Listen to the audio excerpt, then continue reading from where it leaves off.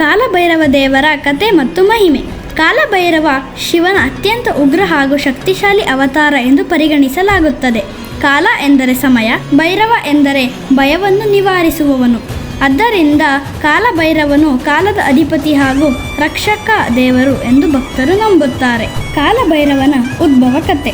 ಪುರಾಣಗಳ ಪ್ರಕಾರ ಒಮ್ಮೆ ಬ್ರಹ್ಮದೇವರು ತಮ್ಮ ಅಹಂಕಾರದಲ್ಲಿ ತಾವೇ ಶ್ರೇಷ್ಠರು ಎಂದು ಹೇಳಿದ್ದರು. ಆಗ ಭಗವಾನ್ ಶಿವನು ತನ್ನ ಕ್ರೋಧದಿಂದ ಭೈರವ ರೂಪವನ್ನು ಸೃಷ್ಟಿಸಿದರು.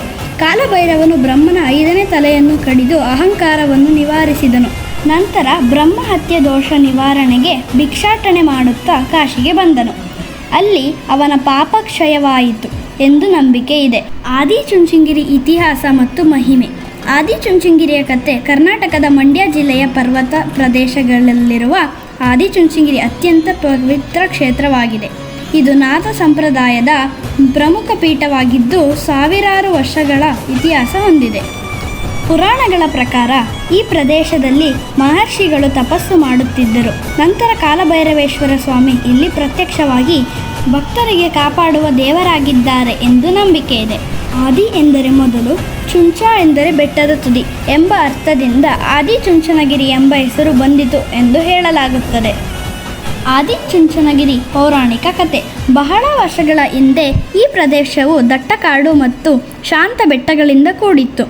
ಈ ಪ್ರದೇಶದಲ್ಲಿ ಅನೇಕ ಋಷಿಗಳು ಮತ್ತು ಯೋಗಿಗಳು ತಪಸ್ಸು ಮಾಡುತ್ತಿದ್ದರು. ಅವರ ತಪಸ್ಸಿನಿಂದ ಆ ಬೆಟ್ಟಗಳು ದಿವ್ಯ ಶಕ್ತಿಯನ್ನು ತುಂಬಿಕೊಂಡವು. ಆ ಸಮಯದಲ್ಲಿ ದುಷ್ಟ ಶಕ್ತಿಗಳು ಜನರನ್ನು ಕಾಡುತ್ತಿದ್ದವು. ಗ್ರಾಮಸ್ಥರು ಭಯದಿಂದ ಬದುಕುತ್ತಿದ್ದರು. ಆಗ ಮಹರ್ಷಿಗಳು ಭಗವಾನ್ ಶಿವನ ಪ್ರಾರ್ಥಿಸಿದರು. ಭಕ್ತರು ಪ್ರಾರ್ಥನೆಗೆ ಸ್ಪಂದಿಸಿ ಶಿವನ ಉಗ್ರ ರೂಪವಾದ ಕಾಲಭೈರವೇಶ್ವರ ರೂಪದಲ್ಲಿ ಆ ಬೆಟ್ಟದಲ್ಲಿ ಪ್ರತ್ಯಕ್ಷರಾದರು. ಅವನು ದಿವ್ಯ ಕಂಠಧ್ವನಿಯಿಂದ ದುಷ್ಟ ಶಕ್ತಿಗಳು ನಾಶವಾದವು. ಬೆಟ್ಟದ ಸುತ್ತ ಶಾಂತಿ ನೆಲೆಸಿತ್ತು. ಭಕ್ತರು ಆ ಸ್ಥಳದಲ್ಲಿ ದೇವಾಲಯವನ್ನು ನಿರ್ಮಿಸಿ ಕಾಲಭೈರವೇಶ್ವರ ಆರಾಧನೆ ಆರಂಭಿಸಿದರು. ನಂತರ ಅದು ಮಹಾನ್ ಆಧ್ಯಾತ್ಮಿಕ ಕ್ಷೇತ್ರವಾಗಿ ಬೆಳೆಯಿತು.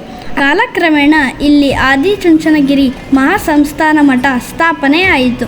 ಅನೇಕ ಸಂತರು ಗುರುಗಳು ಇಲ್ಲಿ ಧ್ಯಾನ ಮಾಡಿ ಜನರಿಗೆ ಜ್ಞಾನ ಮತ್ತು ಸೇವೆಗೆ ಮಾರ್ಗ ತೋರಿಸಿದರು. ಇಲ್ಲಿ ಪ್ರಸಿದ್ಧ ಗುರುಗಳು ಬಾಲಗಂಗಾಧರನಾಥ ಸ್ವಾಮೀಜಿ ಹಾಗೂ ನಿರ್ಮಲಾನಂದನಾಥ ಸ್ವಾಮೀಜಿ ಜನಸೇವೆ, ಅನ್ನದಾನ, ಶಿಕ್ಷಣ ಮತ್ತು ಧಾರ್ಮಿಕ ಕಾರ್ಯಕ್ರಮಗಳಿಂದ ಈ ಕ್ಷೇತ್ರವನ್ನು ವಿಶ್ವ ಪ್ರಸಿದ್ಧಗೊಳಿಸಿದರು.